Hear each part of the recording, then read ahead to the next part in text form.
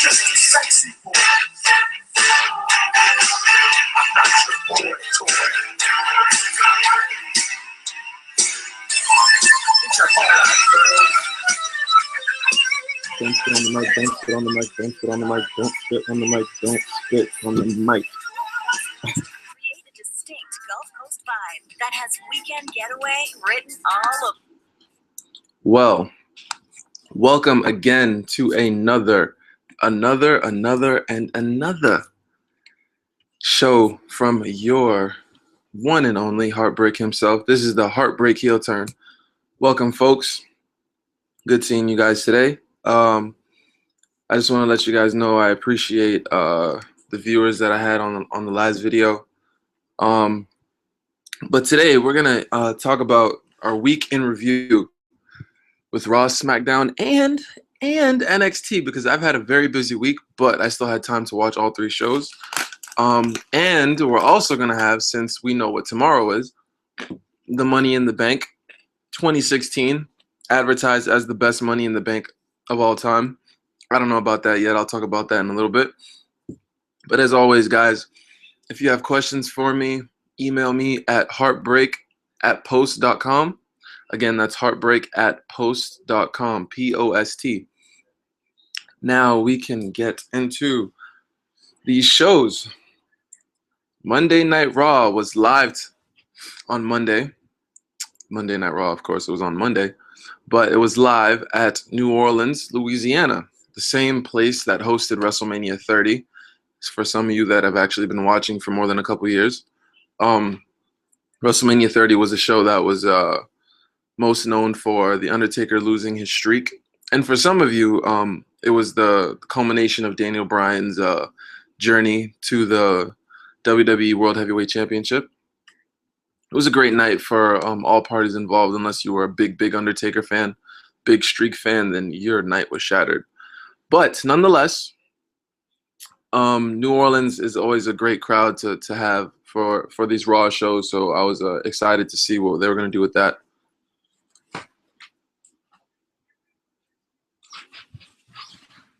So they start out the show with the New Day, which is something that usually never happens. The New Day come out to do their, New Day promo.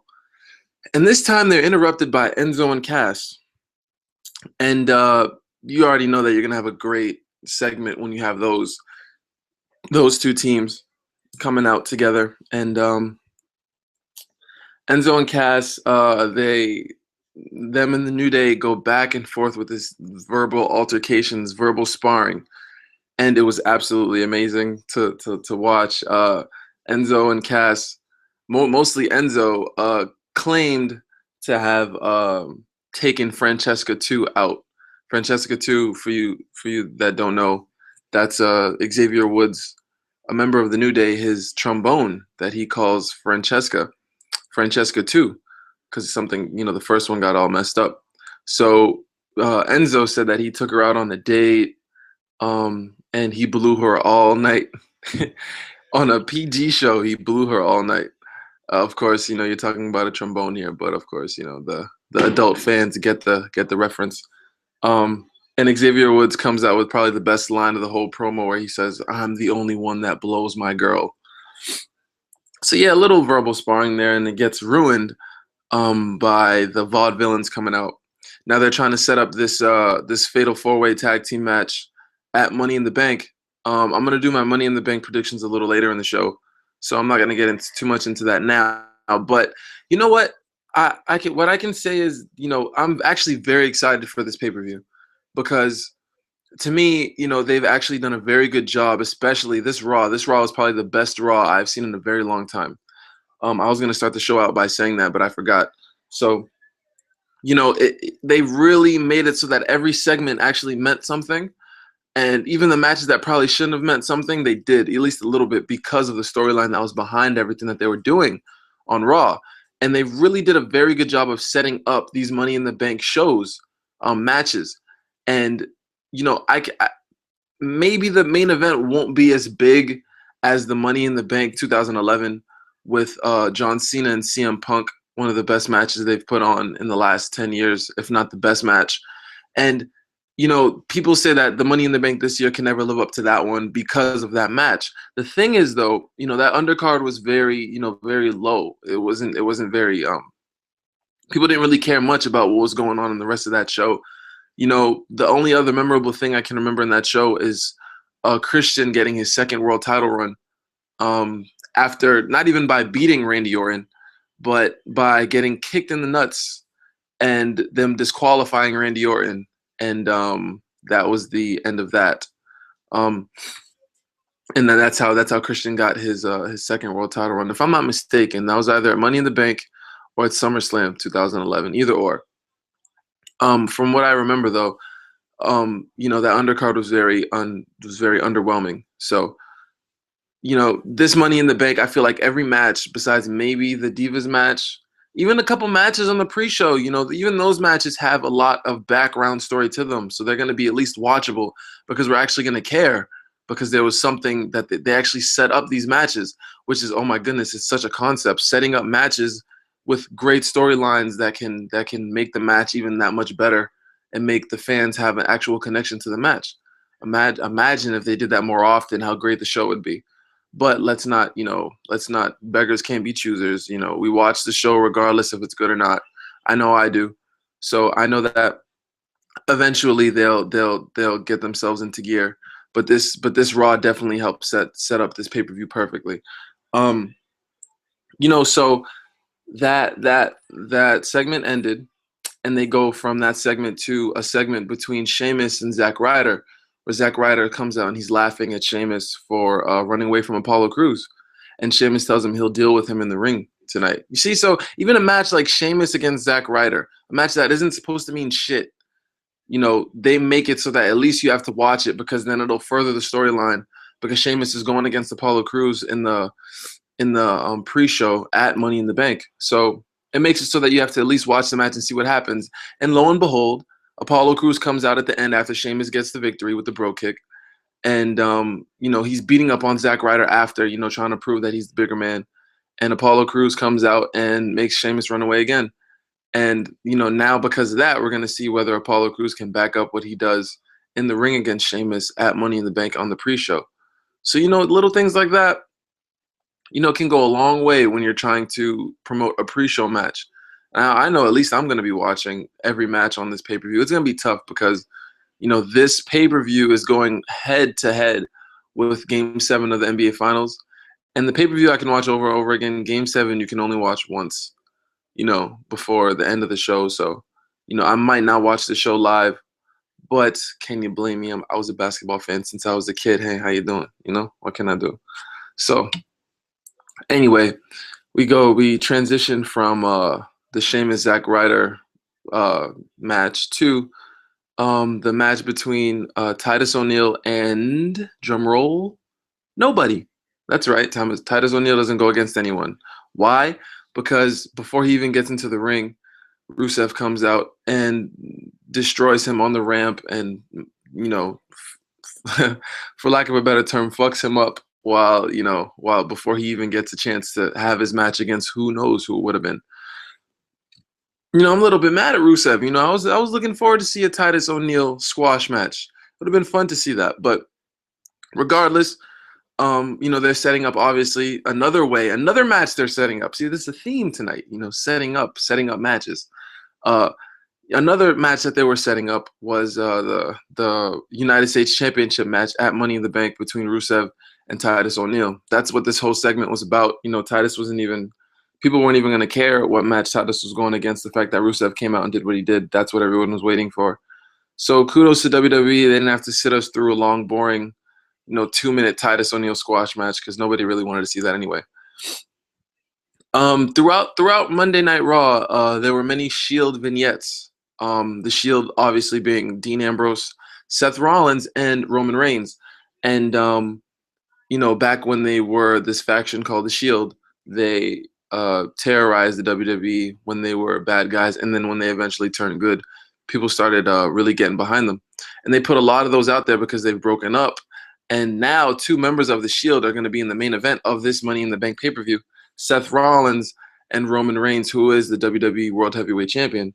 So, you know, they're trying to show they're trying to really give the fans that haven't watched the last couple of years, because this was like about 2-3 years ago that the Shield were all in the company. And, you know, for the fans that don't watch Raw, or the hardcore fans that weren't around back when the Shield was running rampant, it's a great way to kind of give the background story to the fans that don't watch as often as I do, and to let them know that there is a lot of history between these two people, that they're not just fighting each other out of nowhere for this title. They have been partners in crime. They've been brothers, and now they're against each other. And it's a long story in the making, and I'm happy that they do that, because now people will really understand. You know, Raw is a 3-hour show. You know, they better put something of substance on those 3 hours. And I think this Raw is the first one I've seen in a long time where just about every segment was a home run. You know, not to say that it was perfect. If I had the sound, I would play it. But not to say that it was perfect, but it was that the segments actually meant something. So that's what was important. So, you know, I'm happy to see that was a thing that they were able to do. Perfect. There it is. So, you know, from there we transitioned from the Shield vignette to the Ambrose Asylum, which is Dean Ambrose's little talk show he has in the ring. And he brings out the two other members of the Shield, Roman Reigns and Seth Rollins, to talk about their match at Money in the Bank.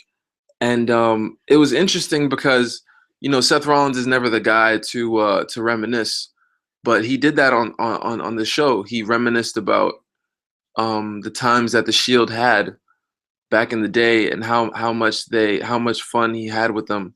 And he goes, and even, you know, further, he says that the Shield was the best time he's ever had in the WWE. And you know, it's understandable. They had a lot of fun together, seeing what they were doing. And but he says his favorite moment being a part of the Shield, and then this is where the little, you know, you have to remember that Seth Rollins is a bad guy. So he says the best part of being in the Shield was turning on Roman and slapping him in the back with a steel chair, and turning on him, and then winning Money in the Bank last year or 2 years ago, getting the briefcase and cashing it in at WrestleMania to beat Roman Reigns, who was challenging Brock Lesnar at the time for the championship in the main event of WrestleMania, and being the first member of the Shield to have the WWE World Heavyweight title. He said that was his favorite moment. And, you know, Roman comes back with probably, and guys, you know, you have to give Roman a round of applause here, because Roman comes back with a vengeance. He comes back and says that he probably has the best promo I've seen Roman have in quite a long time. The best Roman Reigns promo, you know, that he's had in a long time. Because usually his promos seem so scripted, and so there's no emotion behind them. But this promo, I guess there's something he really wants to prove in real life and in kayfabe, in shoot and in storyline, that he really wants to prove that he is the better man. He is better than Seth Rollins, because his promo was so passionate, and he was saying that he wanted Seth Rollins to understand that when he beats him at Money in the Bank, he doesn't want people calling him the guy because he has the title. He wants people to call him the guy because he beat Seth. And he said it with such vigor. It was crazy. I don't know why Roman. I guess Roman really does have a passion for this match and for this storyline, because, I mean, if you think about it, these guys really have been through it all. And the only reason why they haven't fought each other before is because of injury. If you remember, Roman Reigns, before he got the hernia, was supposed to actually face Seth Rollins at that next pay-per-view after SummerSlam 2 years ago. And because of the hernia, that never happened. It ended up being Dean Ambrose in that feud with Seth Rollins instead of Roman Reigns.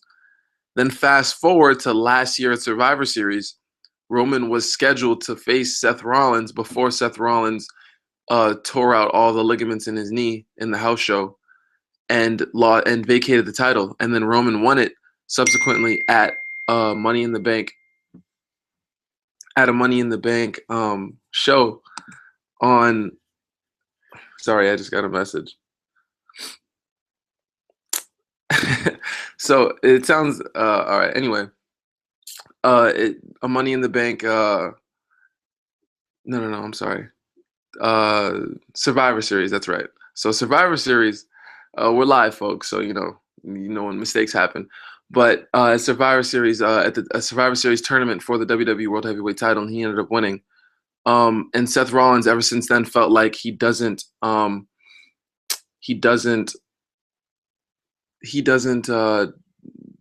Roman isn't the guy because he didn't beat him for the title. So he's trying to prove that he is the one and only champion. You know, the only thing short of this storyline is Seth Rollins coming out with his own belt, but they don't do that anymore, a la Shawn Michaels and Razor Ramon at WrestleMania 10. You know, that was awesome to see that happening.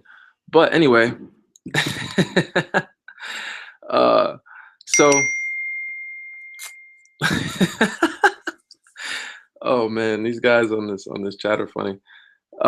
So we transition from this Roman Reigns. So at the end of the triple threat, we see that Roman Reigns, at the end of the show, we see that Dean Ambrose ends up giving Roman Reigns the dirty deeds, and he actually mentioned that he would be the guy that wins the title at the end of the Money in the Bank, because he'll win. He was in the Money in the Bank ladder match earlier in the show, and if he wins that, he has a chance to show that he can. He has a chance to show that he can win. He has a chance to show that he can cash in the Money in the Bank and actually steal the title from Roman and Seth Rollins, a Shield triple threat match, which I don't think will happen.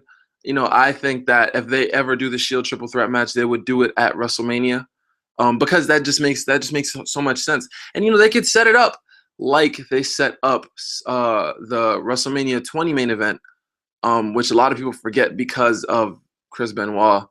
But that match was set up with two guys who had a blood feud in Shawn Michaels and Triple H. And you go from transitioning to that to the person that wins the Royal Rumble and Chris Benoit. And those three just ended up clashing at the same time to make the WrestleMania 20 main event the triple threat match. And, you know, they can potentially do that with these three. That'd be a great way to do it, because Seth and Roman already have that rivalry brewing. And they can just keep that continuing up until Royal Rumble. Have one of them have the title going up until then. I would give it to Seth because he would be the heel, I would say. And then have Dean win the Royal Rumble, and then voila, triple threat match, WrestleMania, the Shield, WWE do it better. That, to me, that was that would be the best way to go for the WrestleMania for this year. But transitioning from that, from the Ambrose Asylum, we go into Charlotte versus Paige. Two divas, Paige, who used to matter, Charlotte, who is the women's champion. Paige actually won her first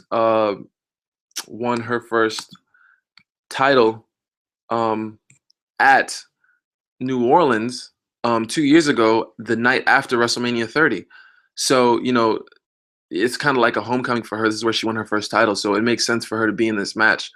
But what's amazing is, you know, Charlotte, you know, does her heel tactics. Dana Brooke is out there helping Charlotte out. But Becky Lynch and Natalya were actually doing commentary. And there were so many guest commentators tonight on Raw.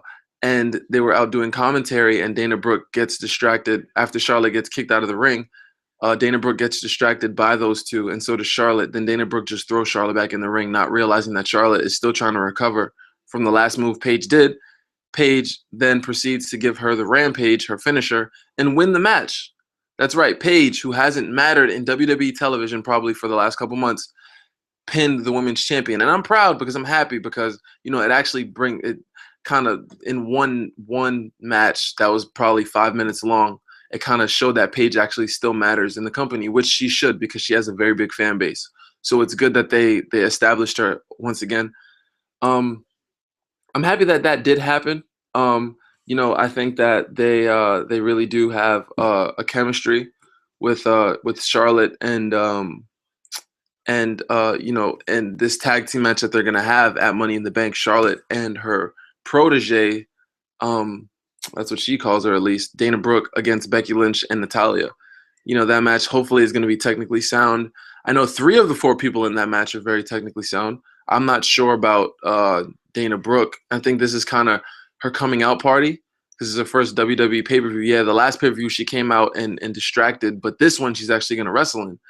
And I think this is a make or break thing for Dana Brooke because honestly, if Dana Brooke doesn't show out in this match, it's going to be pretty underwhelming, and she might actually lose her spot at the end of the day to someone else because Dana Brooke is a very temporary spot that she's in, being the protege of Charlotte, and it just shows that Dana Brooke, whether or not, you know, in storyline and in real life, she could lose her spot based on this match. So hopefully she puts on a good show because it's good seeing Dana Brooke out there because she's smoking hot. So, you know, that's always good to see. Cesaro and Sami Zayn had the next promo setting up their match on Raw, like on free TV. We see Cesaro and Sami Zayn, the unbelievable match that they had at NXT Takeover on pay-per-view. You know, now they just put them two on live TV, on free TV, which I had a problem with, but you know, it just made the show that much better. You know, it just shows that they really care about Raw to put a match like Sami Zayn and Cesaro on this match. And of course, they're setting up the 6-man Money in the Bank ladder match, which originally was supposed to be 7. And I personally still think that someone is going to come in as the 7th person for this match. I think that it's going to be Randy Orton. He's going to make his surprise comeback, but you know, we'll see what happens. You know, I'm not 100% sure about that, but we'll see what happens. But Cesaro and Sami Zayn had a little promo, and Cesaro is basically undermining Sami Zayn, calling him a rookie, telling him he's only been in the company for 4 months, while Cesaro himself has been there for 4 years, and he's going to prove it in the match. And the match was unbelievable. The finish was probably the best finish of the night of any match. Cesaro goes for his neutralizer, gets reversed. Sami Zayn goes for his Blue Thunder Bomb, gets reversed. And Sami Zayn then bounces off the ropes and reverses a powerbomb from Cesaro into a Canadian Destroyer, which I thought was, if you guys don't know what a Canadian Destroyer is, look it up on YouTube. It's a crazy move that I thought was banned from WWE, but apparently it isn't. And those guys pulled it off beautifully. And Sami Zayn gets the pin with the Canadian Destroyer, which is, you know, the just poetic justice. You know, he's a Canadian. And it's just great to see that the blow-off, it's not like the blow-off of a match. Like, you know, there can still be another match between them two with one of them getting their finisher in. So I think they do finishes with non-finishers. They don't do it as often because those kind of matches are always awesome because then you never really know when someone's going to win. They could win with a big move like that Canadian Destroyer. They don't always have to win with their finisher. Everybody knows what Sami Zayn's finisher is, the hell of a kick in the corner. So, you know, it just kind of shows that the next time they have a match, I bet you Sami Zayn gets a big pop for that Canadian Destroyer if he pulls it out. So it just goes to show that sometimes booking does know what they're doing. I'm telling you, this Raw just gets better and better because now I'm going to talk about the star of the show. The absolute star of the show was Kevin Owens was the star of this Raw. And he started out his beautiful Raw with a promo that he had with Alberto Del Rio. Him and Alberto, they're just, you know, they're an amazing tag team to me. They have so many they just seem like they don't like each other in real life, and it really comes off in storyline that they don't like each other. So it's funny to me that you know, at the end of the day, they decide to take those two guys who have nothing to do with each other and put them in a tag team match together because they were arguing about the Money in the Bank match, that the ladder match that they're both going to be in. And then Del Rio starts talking in Spanish, and pero da da da da, and he speaks Spanish. He's speaking Mexican, his Mexican, Spanish twang, and Kevin Owens goes, "You think you're the only one that can speak another language?" and starts talking in French Canadian, and then Shane McMahon, who intervenes in the whole thing, says that those two need to get along, and puts them in a tag team match against the Lucha Dragons. And the stipulation for this match is that if them two lose to the Lucha Dragons, they lose their spots at Money in the Bank, and it goes to the Lucha Dragons, which is it's a must. Now it makes it a must-watch match. Now you know that Del Rio and Kevin Owens will definitely win the match, but because of that stipulation, that makes you have to watch it because you're like, okay, will they actually pull it off, and will the Lucha Dragons take their spots? Like they wouldn't really do that, but I have to see it now to see what happens. And it's just a great storyline told by great storytellers, Kevin Owens and Alberto Del Rio, who's actually been very good with his promos. His promos now are going up head-to-head against him back in the day in 2011 when he was world champion. And I think he definitely deserves to be on the show because he's, when he first came back and he won the U.S. title, he was very boring. Him and Zeb Coulter coming out with the Mex-American crap. It was just really stupid. And now he's back, I think, to his old Alberto Del Rio self. And it's great to see him on the show because he's very entertaining when he's like that. One thing I forgot to mention, this whole thing actually started with Kevin Owens coming up to Shane McMahon, telling him that Alberto Del Rio should be disqualified from the Money in the Bank match because he was late for the show. And Alberto comes up on camera and says he knows it was Kevin Owens that made him late because Kevin Owens must have called airport security, and they had him stuck in airport security for 5 hours, which is why he was late to the show, which is just so it's just so stupid. Like it's so stupid and funny and entertaining. It's just, I love it. It's something that they don't do things like this very often. And I hope that this is the start of a turning point because, I can remember watching, Raws in 1997, and I could see the turning point from when they went from bad after the screw job to becoming very entertaining with DX and Shawn Michaels.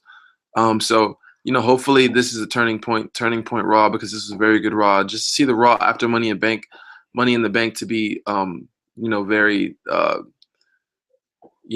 bland would be very disappointing. So, hopefully they do what they have to do and keep the show entertaining because this Raw was awesome. So, but that wasn't even it.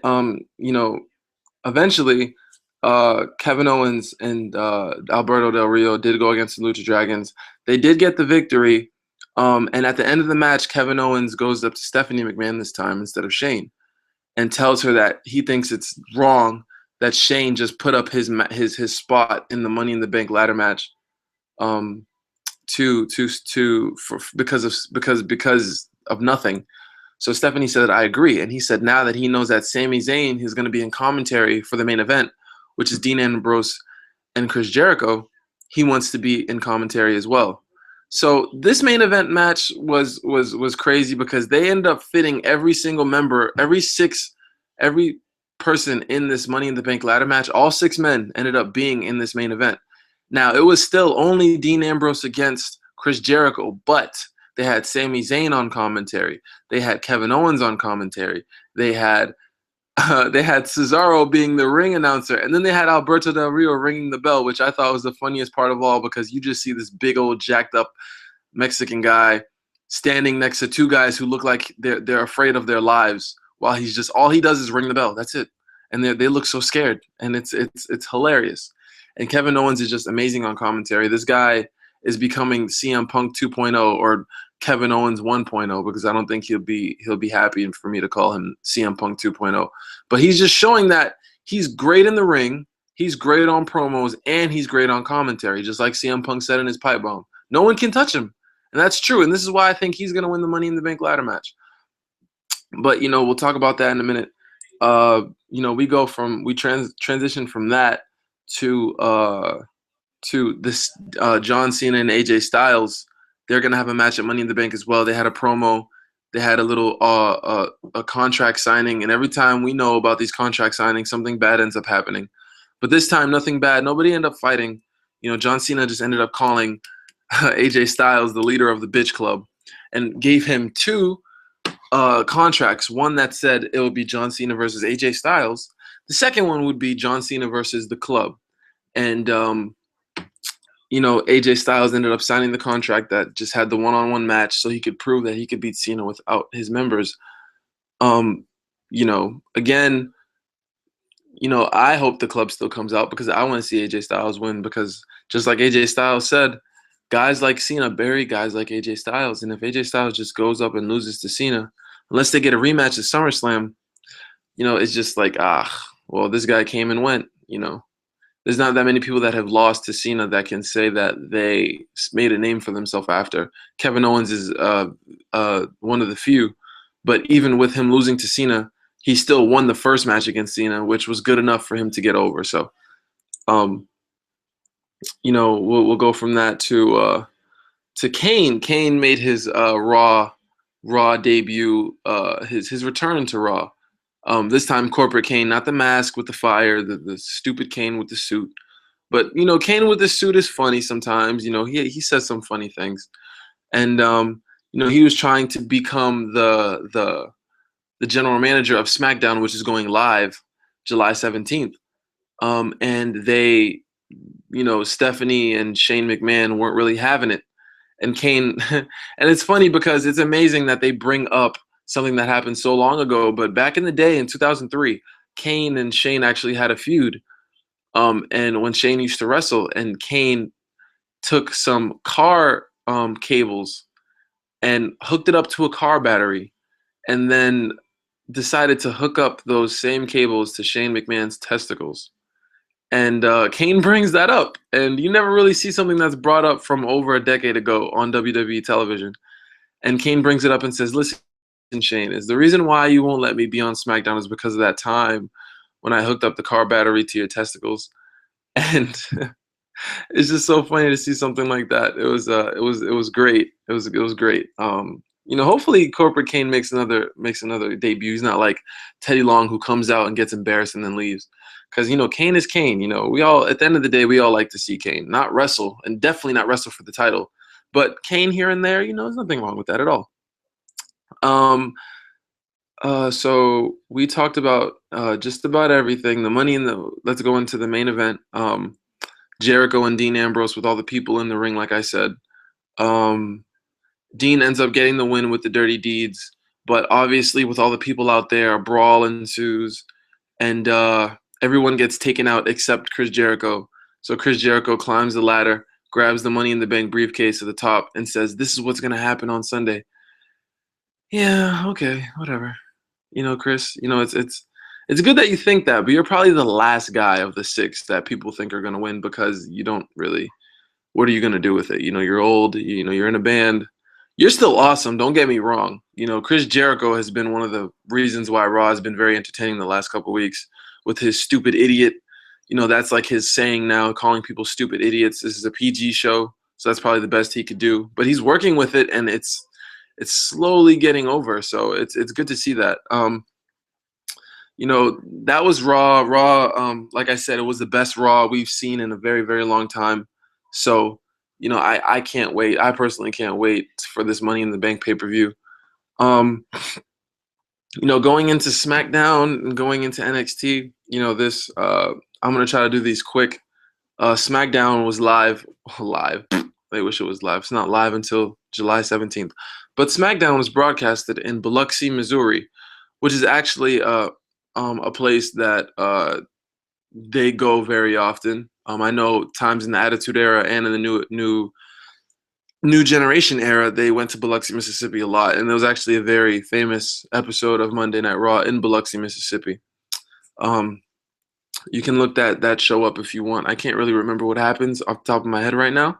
But I know that at the time, it was one of the only shows that they had on the network when they first came out with it. It was that show and the show that they had in Madison Square Garden in 1997. Those were the only 2 shows that they had on the network at the time. But SmackDown started out with the six men in the Money in the Bank match as well. This SmackDown was actually very good as well. They did a great job setting up this show to make it really very, very must see for any WWE fan and people that are casual fans, just to see the culmination of the storylines, I think will be very entertaining. So The 6 men came out. Chris Jericho had his little Chris Jericho highlight reel, which is his little talk show, instead of Dean Ambrose having his. And on Chris Jericho's talk show, they bring out Dean Ambrose comes out with a cup of coffee. Chris Jericho just finished talking about how his carpet is worth like $20,000, and Dean Ambrose comes out with this cup of coffee. Then, slowly the other 6 men make their way into the ring. Eventually, as we all saw coming, Dean Ambrose spills his coffee on the carpet, and another brawl ensues. Like I said, it's just gonna be, that Money in the Bank match is just gonna be awesome to watch. Those 6 men have been killing each other the last couple weeks, so to see what happens with those 6 guys and how every one of them gets eliminated from this match, and how whoever ends up winning wins, is gonna be very cool to see. There was a fatal 4-way match on SmackDown between 4 of the 8 guys in the 4-way tag team match at Money in the Bank for the tag team titles. It was Kofi Kingston, Big Cass, one of the members of the Vaudevillains. His name is, I can't think of his name right now. The guy that's not Simon Gotch, and one of the members of the club, Doc Gallows. Kofi Kingston ends up getting the win with his SOS, which is respectable because in the match he was the only guy. He's the only world champion, or he's the guy with the best resume in that match, at least on WWE television. So it's good to see Kofi get a win for the New Day. Obviously, a brawl ensued after, which is we were waiting for that. But it was a good match. Baron Corbin came out as well on SmackDown. Talk about. He had a match with Zack Ryder, who's becoming more of a jobber every week after, his big moment at WrestleMania. But he comes out, loses to Baron Corbin. And they had Dolph Ziggler on commentary again, which they've done already. And him and Ziggler, exchange words, but there isn't really much fighting. But they're setting up for their match at Money in the Bank as well. And their match is on the pre-show, but it's still going to be a fun match to watch. So, I'm looking forward to seeing that. Let's see. From there, we go to Rusev and Kalisto. Kalisto, who was the U.S. champion before Rusev beat him, they had a quick little match, I guess, to warm Rusev up for his match at Money in the Bank. And Rusev kills Kalisto. The match actually doesn't even get to start, now that I remember. Kalisto comes out for his entrance, jumps on the trampoline, Rusev catches him, and before the match has even started, he's already having him in his accolade submission. And then Sin Cara comes out, who is Kalisto's Lucha Dragon member teammate, and Sin Cara does his little thing, but then gets taken down as well by Rusev, and then eventually leading to Titus O'Neil coming out and taking care of Rusev, and actually getting one over on Rusev, beating him up a little bit, and setting up their match for Money in the Bank as well for the U.S. title. I'm not sure if that match is on the pre-show. I think it's on the regular show. It should be, but that's probably the least booked match. I mean, the least storyline-wise, people care about the least of all the matches, but it's still going to be a good match to watch. Rusev has been great with the U.S. title. I hope that he gets to keep it. From there, we go to Natty going against Natalya, going against Charlotte again. Again, this match is just there to set up their match at Money in the Bank, the tag team match. There wasn't a winner at the end of this match. Oh no, I lied. Charlotte ended up winning with her figure eight move, but only after a distraction again by Dana Brooke this time. Becky Lynch comes out after this, and they have a little brawl as well. I'm saying these things like nonchalantly, but it was actually good to watch because it made SmackDown, important that they were just furthering these storylines, and that's what it should be. That's what SmackDown should be about. It should be about furthering storylines. If it's not going to be a separate brand, that's what it has to do. So it did a very good job of that before Money in the Bank. I didn't think that they could after the way Monday Night Raw was amazing, but they did a very good job of it. So kudos to SmackDown. Then at the end of the night, there was a 6-man tag team match, 3-on-3. The heel members of the Money in the Bank ladder match versus the good guys, the bad guys versus good guys, typical whatever, same old, same old. Good guys win. And when I say good guys, I mean Sami Zayn, Cesaro, and who's the other good guy? Not Kevin Owens. But you guys get the point. So that was SmackDown. SmackDown was entertaining. If we want to go to NXT, I'm not going to talk too much about NXT, but it was at Full Sail, which it almost always is in Full Sail University. There was a couple things I want to mention. Ty Dillinger, I talked about him in the last show about how much I love Ty Dillinger and how I feel like he should definitely be getting a push. And he comes out and has a rematch against Andrade Cien Almas and the famous Mexican wrestler. And I'm thinking, all right, they have him in this rematch. They're going to let Ty get his victory back, and they're going to start pushing Ty. And no. Cien gets another victory on him, and not only does this time he get the victory, but they make Ty Dillinger look stupid because I guess they were trying to start like a heel kind of thing with him, and they made him very, no expressions. He's not interacting with the crowd anymore when he was doing his thing. The crowd was cheering 10 and he was just ignoring them. Like you kind of take the guy, you're kind of, you're neutering the guy. You're taking his balls out of his hand, out of his body, and holding it in your hand and saying, "Here, I have your balls right here. You can't do anything." You don't do that. You don't neuter Ty Dillinger. That's what he does. He's a guy that has been booked so poorly on NXT, but yet the crowd still loves him. I still think he's awesome. And then you go and do that and bring him out on NXT to have his rematch, and you just make it even worse. Not only do you make him lose, but you kind of just take away all of his soul and his spirit and what makes him Ty Dillinger. I just hope that this isn't the direction they're going with him, because then if that's the case, he's going to end up being one of those lost causes like everyone else. And I don't want to see that with Ty Dillinger, because I think he's special. And you know why I think he's special? Because I said the only thing on the last show, I mentioned him. I said the only thing about him that I didn't like was that I didn't see many promos from him. He had a promo on NXT on Wednesday, and it was awesome. And he comes out, and Andrade Cien Almas can barely speak English, or at least that's what he's portraying right now. And Ty Dillinger comes out and completely just bashes all of them. He even goes as far as, Ty Dillinger's, his whole gimmick is being the perfect 10. He goes as far as calling the chick that's doing the commentating to call her a 6. Like, he called her a 6. He said, "Listen, I don't want to hear what you have to say, you 6." He didn't even call her by her. Like, who does something like that? Like, that's amazing to me. That's amazing promo work. And I don't want Ty Dillinger to end up, in the gutter. So I'm just ranting a little bit. The only other thing that was noteworthy in this show, Carmella got a victory. TM61, the tag team from Australia, got a victory on Blake and Murphy, who's they're basically going to break up. And their finisher was awesome too. It's called Thunder Valley. It's a very good finisher. I'm sure they've done it on other shows, promotions that they've been on. So if you look it up, I'm sure you'll find it. It's called the Thunder Valley. It was a great finisher by TM61. But the most noteworthy thing in this match, in this whole NXT show, was the end, when Finn Balor came out talking about how he doesn't know what's next for Finn Balor. And me, as well as the NXT crowd, all thought that he was going to leave.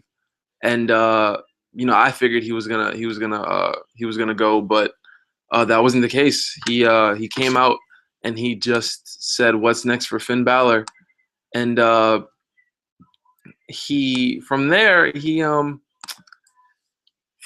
Finn Balor has had a very, very very interesting person come out to want to wrestle him, and that guy was Shinsuke Nakamura.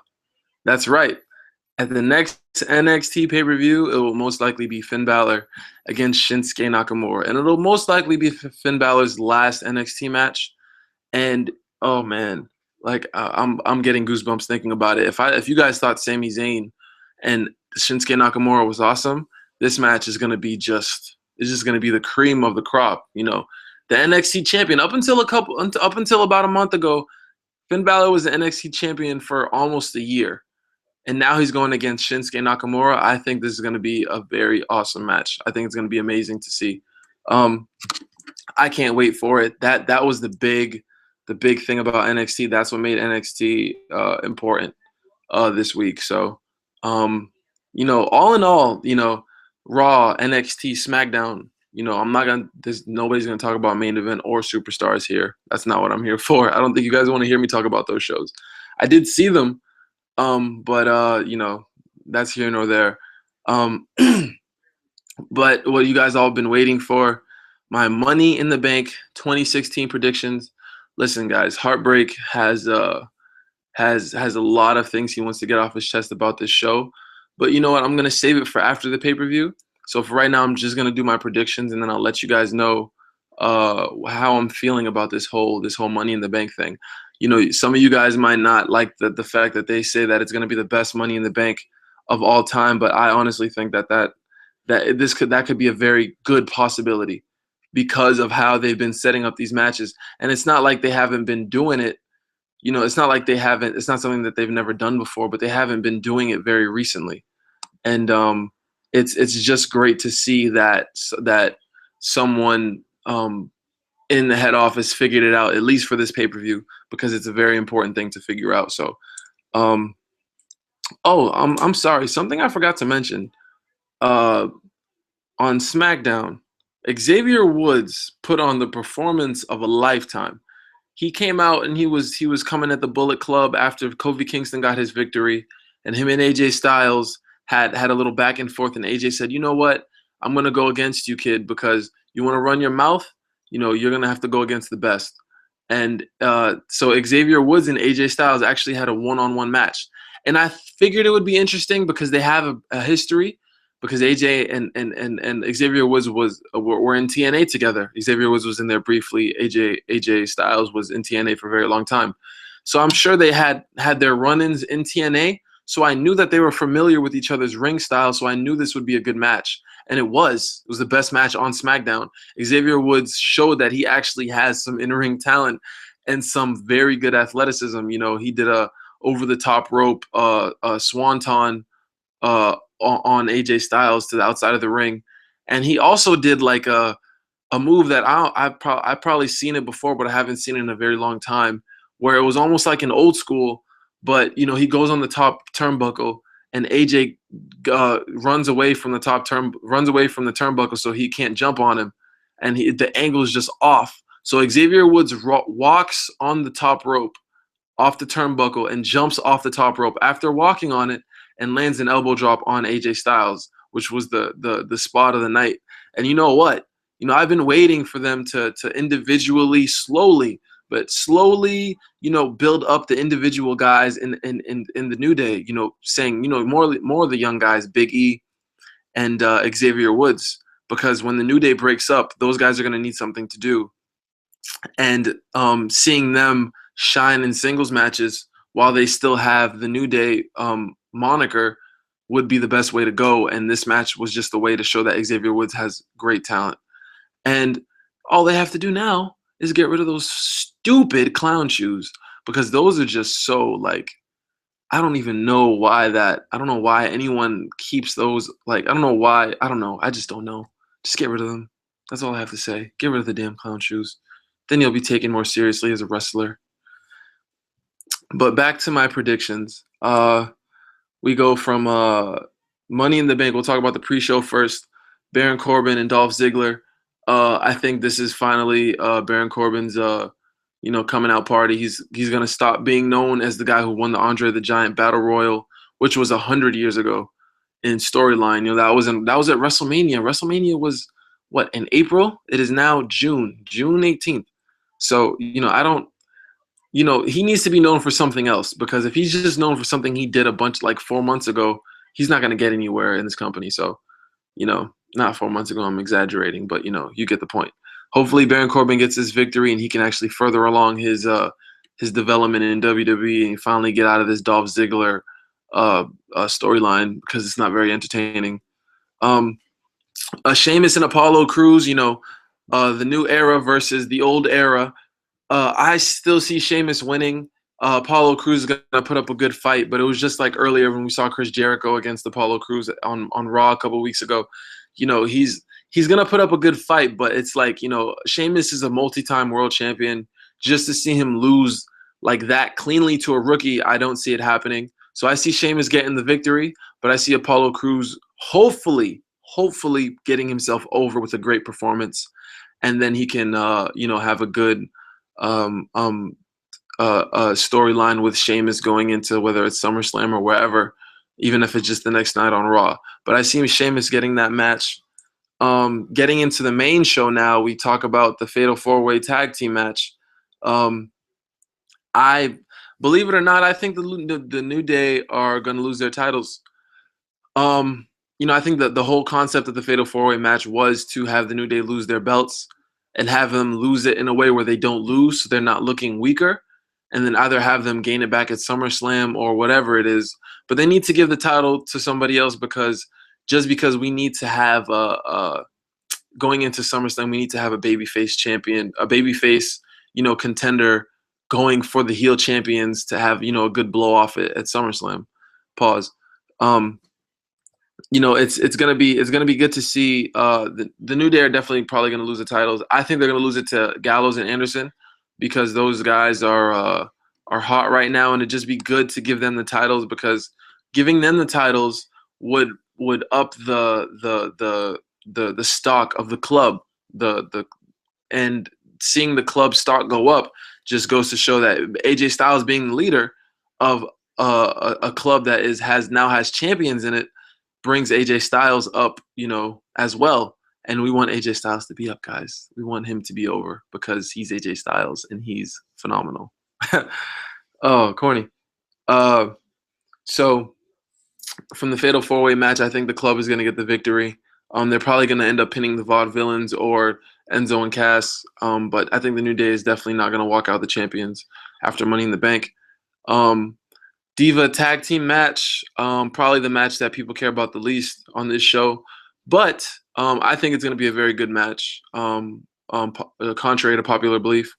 I think that Charlotte and Dana Brooke will get the victory somehow. Actually, I changed my mind. I think Natty and Becky Lynch will get the victory because Charlotte is the champion. Charlotte's going to be over regardless. If you want to have other people in the women's division that matter, you're not going to have them all lose to the champion. And a tag team match is a good way for them not to lose to the champion. So without the champion looking weak, you can make Dana Brooke look weak or whatever by having her getting pinned. But I think either or, we're going to see a sharpshooter or a cross arm or an arm breaker, be the end of this match. And hopefully Becky Lynch and Natty get the victory because they definitely deserve one after getting screwed out by Charlotte so many times before. And hopefully this is like I said, they're just stalling right now because they're definitely going to get Sasha Banks in, who is my baby, by the way. They're going to get Sasha Banks in for this SummerSlam match. So Sasha Banks hasn't been on TV in a very long time, and I can't wait to see her when she does make her comeback or whatever you want to call it, because she's still on the house shows. She still gets great reviews from what I hear.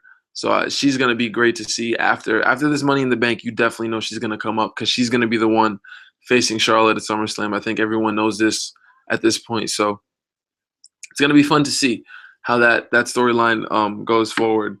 From there, we go to the semi-main event, AJ Styles and John Cena. We all know how John Cena is as a wrestler, but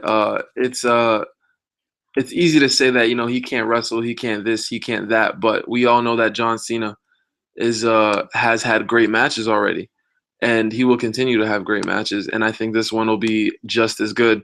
AJ Styles is an unbelievable wrestler, and having John Cena there, he had great matches with Roman Reigns, and I think honestly John Cena puts on better performances than Roman Reigns in big match situations. So big match John, right? So John it's gonna be great to see how this match ends up. Unfortunately, I think AJ Styles is gonna lose. unless there is a club interference in some way or another, AJ Styles is not going to beat John Cena clean, especially because they turned him heel. So if it was a face versus face, I could kind of see AJ winning, but I think Cena, big match John, is going to get the victory here. I don't think it'll be the end for AJ Styles. I don't think he's going to get buried because, again, like I said, I think the club will win the tag team titles. So, that's going to at least keep their faction important because at least they'll have champions on their faction. And, AJ will probably just end up having a rematch with Cena at SummerSlam and hopefully getting the victory there. But this match is going to hopefully be very good. I think it's going to be very good. But Cena's going to get the victory here. And now to the main event. Roman Reigns and Seth freaking Rollins. Seth Rollins, it's a very good story. This, honestly, I think that this match is going to be the reason why this Money in the Bank might be the best of all time, because the other matches are going to be very good, but this one's going to be amazing. Maybe not 5-star quality, but it's going to be very, very good. It's going to be very good, and I think that the ending is going to be a little bit fuzzy. I think there's going to be some shenanigans going on because I see Roman Reigns winning the belt, but I don't see him just winning cleanly. I don't see him just coming out and just beating Seth Rollins and that's it. Seth Rollins just loses because there's too much money in this story. There's too much money in the storyline for that to just happen like that because there's too much. This rivalry is 2 years in the making. I don't think they're just gonna blow it all off at Money in the Bank. I think they have a long way to go with this rivalry, and to end this match cleanly with Roman beating Seth would be a mistake in this match. I think Roman will win, but I think there's gonna be some, I don't know how to, it's gonna be some kind of shenanigans. Whether it's the Money in the Bank guy coming out not cashing it in, but being a distraction, whatever it is. Something's going to happen. Maybe a surprise return. Maybe Brock Lesnar comes back. That, UFC 200 is close. But maybe Brock Lesnar comes back. I don't know. Something's going to happen. I don't think it's just going to be a clean victory by Roman, but I do think Roman's going to walk out with the belt. There is disqualification as well, so maybe that comes into play. We'll see. And to me, I'm going to talk about the Money in the Bank ladder match last, the 6-man ladder match. Like I said, usually it's a 7-man. And I think someone will be a surprise entrant, and I think it's going to be Randy Orton. I think in the end, Kevin Owens is going to end up getting the victory because you have to think about it. Kevin Owens, especially that Monday Night Raw, man, Kevin Owens has been the star, man. Like, he's must-watch TV, KO, the KO show. He's not even lying, you know what I'm saying? He deserves the Money in the Bank, and just to see how entertaining he will be. If you think of the other guys that are in that match, no one will be as entertaining with that Money in the Bank briefcase as Kevin Owens. Even if he cashes it in and loses, his run with the Money in the Bank briefcase will be one of the most entertaining runs of anybody that has ever had the briefcase ever. And I'm looking forward to that. And I think he's the only decision here to win the Money in the Bank briefcase. And I don't really see anyone else. I can't really see anyone else maybe besides Dean Ambrose winning, but I think Dean Ambrose's time is coming. I think slowly but surely Dean Ambrose will probably be the Royal Rumble winner, but because that's the only guy I can see winning. No, there's no one else. There's no one else. Cesaro, Chris Jericho, Alberto Del Rio, as entertaining as he's been the last couple of weeks. I think Kevin Owens is just the. What's the word I'm looking for? Kevin Owens is the Perfect. the perfect choice for this. And that's my review, guys. Again, like I said at the start of this show, this is the Heartbreak Heel Turn. Your host, your gracious, good-looking host, Heartbreak himself. It was fun doing this. Again, if you guys have comments, emails, leave it in the comments below. Any emails, send it to heartbreak@post.com. That's heartbreak@post.com. I actually do have an email I wanted to read. This email was from Jason, who is in California. Wow, California. Thank you for watching, Jason. I appreciate it and sending me this email.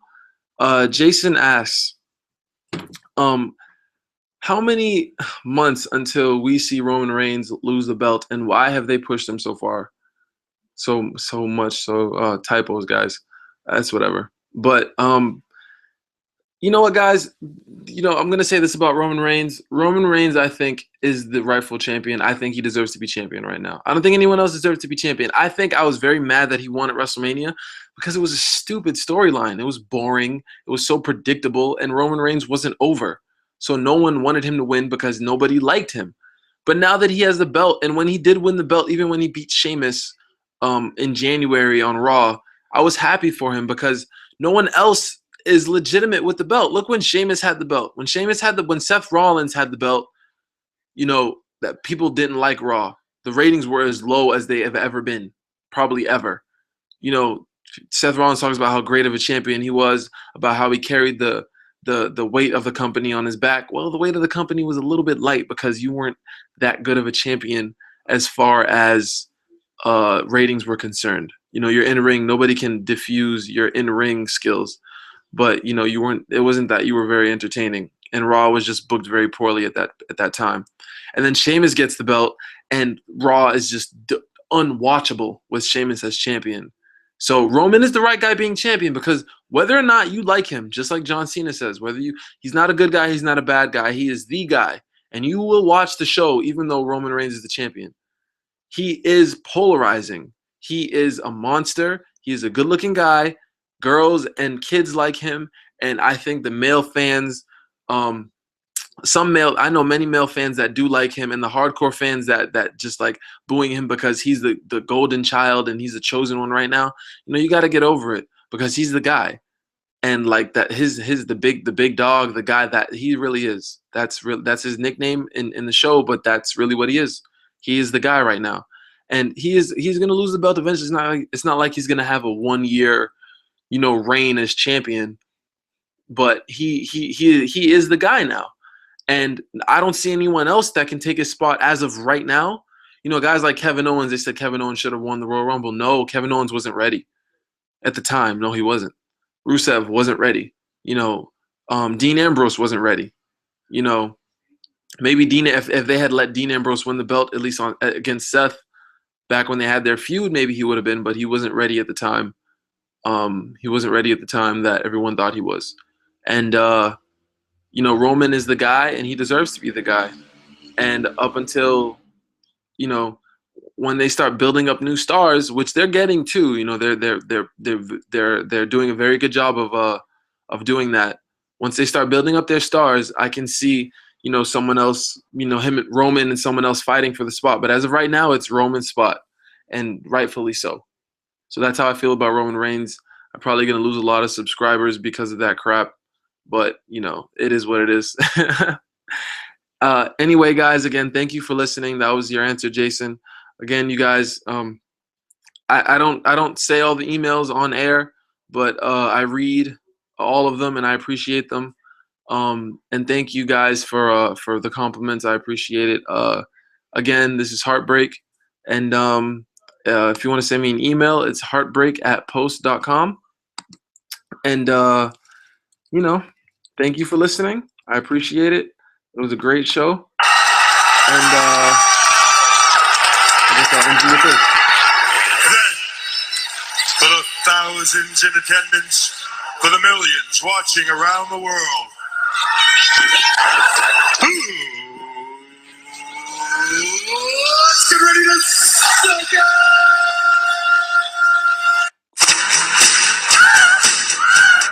Have a good night, guys. Money in the Bank 2016 predictions.